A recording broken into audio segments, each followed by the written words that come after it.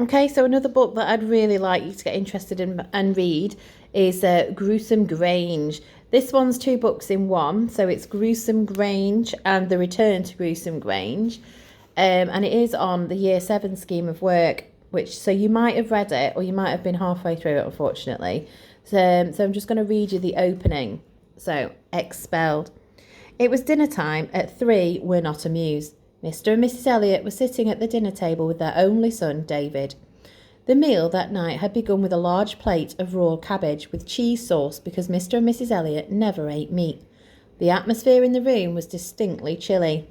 That afternoon, the last day of the Christmas term, David had brought home his school report. It had not made pleasant reading. Elliot has made no progress, the maths teacher had written. He can't divide or multiply and will, I fear, add up to very little.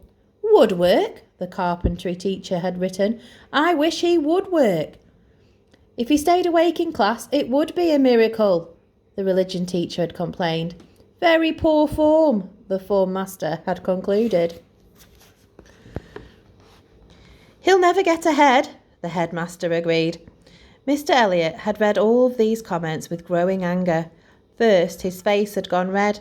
Then his fingers had gone white, the veins in his neck had gone blue, and his tongue had gone black. Mrs. Elliot had been unsure whether to call a doctor or to take a colour photograph, but in the end, and after several glasses of whisky, he had calmed down.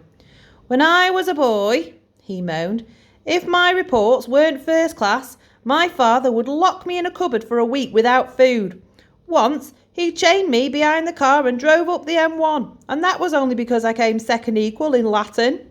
Where did we go wrong? Mrs. Elliot sobbed, pulling at her mauve-tinted hair.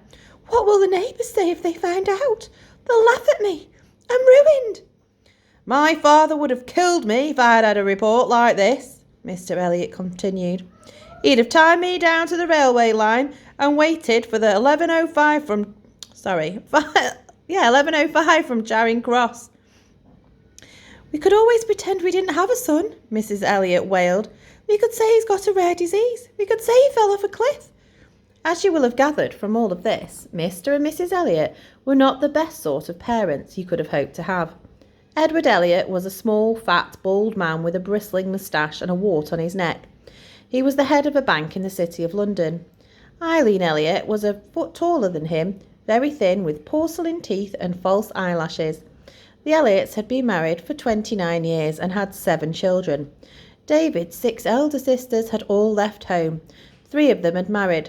3 of them had emigrated to New Zealand.